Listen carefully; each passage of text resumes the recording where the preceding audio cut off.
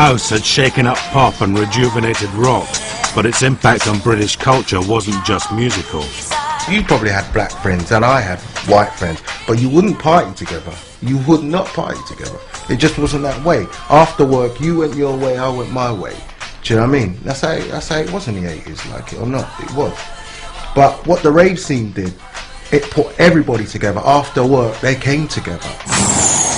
As the 80s ended, the country found itself dancing to the same drum. We started to experience going out to raves and seeing all different cultures under one roof. Because in our vibe, when we was growing up doing our thing, it wasn't like that, as he said. It was just a black thing or a white thing. So we were going out and seeing this culture of things mixing up, and we was a part of that. We were like, yeah, this is good. Inspired by the spirit of rave, warehouse party crew Shut Up and Dance added breakbeats to the emerging British sound.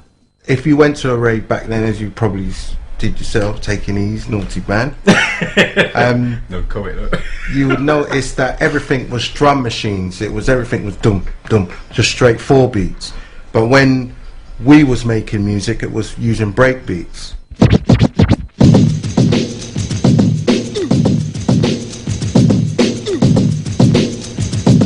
Drum breaks had been the rhythmic base of hip-hop for years.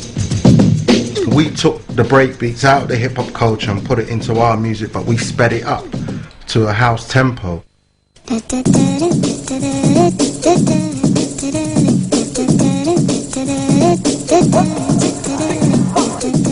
By strapping an up-tempo break onto a basic house rhythm, Shut Up and Dance took the music another step away from the clubs of Chicago and New York.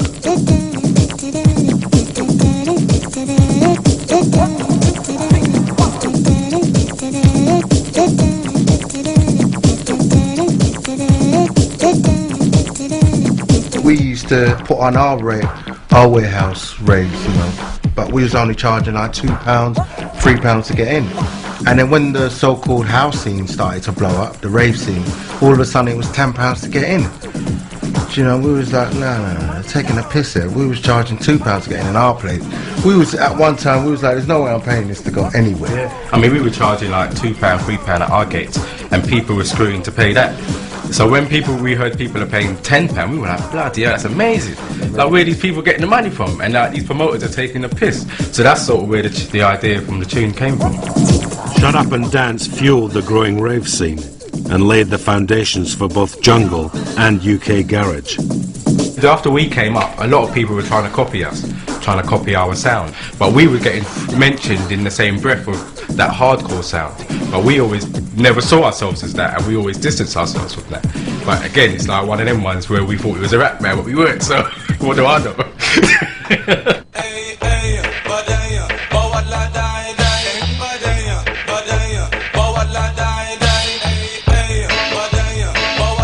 As house entered the 90s, it continued to stir up new musical styles.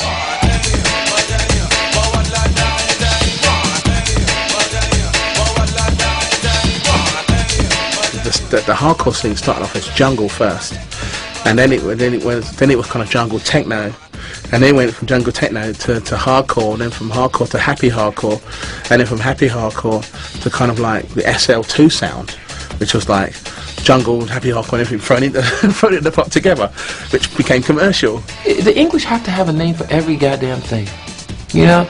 It's ridiculous, man. It's just got to be something, and it's always got to have some sort of marketability behind it. Now, I know it's a business, but golly, I mean, here we are still trying to retitle and rehash old music with new titles and new genres and all this kind of shit. I mean, what is it now?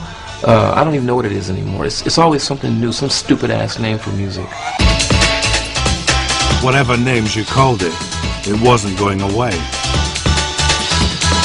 2 years after it mushroomed in the English countryside, the rave scene had grown from the illegal parties of '88 into huge licensed events.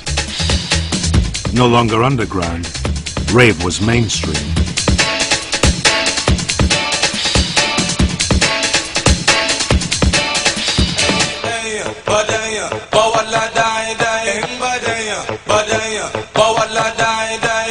I think there was a time when you probably couldn't buy a packet of Rizzlers outside of the M25, but by 19 92, 93, you could probably go to the Orkneys and buy E. You should be interviewing the drugs. I'm They've got a lot to answer for. They got a lot to answer for, I'm telling you. You have to think, kind of the people that made the original house records, the Detroit and Chicago DJs, most of them didn't take drugs. In fact, they were kind of appalled. You know, this was a technological experiment for them, you know, the use of the 303 and stuff. In England, this was a music being driven by drug taking.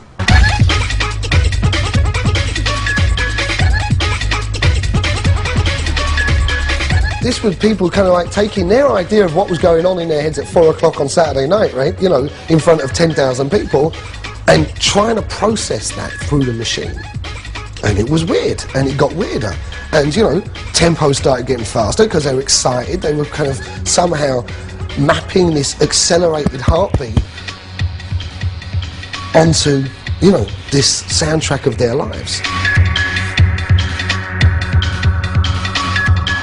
At that time, everybody was like partying, everybody was into acid house culture, rave culture. You know, we wanted to send it up a little bit, not promote it.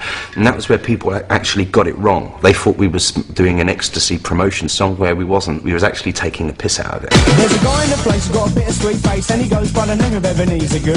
His friends call him Easer, and he is the main geezer, and he vibe up the place like no other man could. He's refined, he's sublime, he makes you feel fine. They're very much maligned and misunderstood. But if you know Easer, he's a real crowd pleaser. He's ever so good, he's Ebenezer Good. They tried to ban it. There was this whole inquiry about it. We had to do interviews about it and totally deny that it was about ecstasy and say that it was about this composite Dickensian character. And the reason we've done this song about this Dickensian character is to put some life back into the pop charts, some substance, some theatre.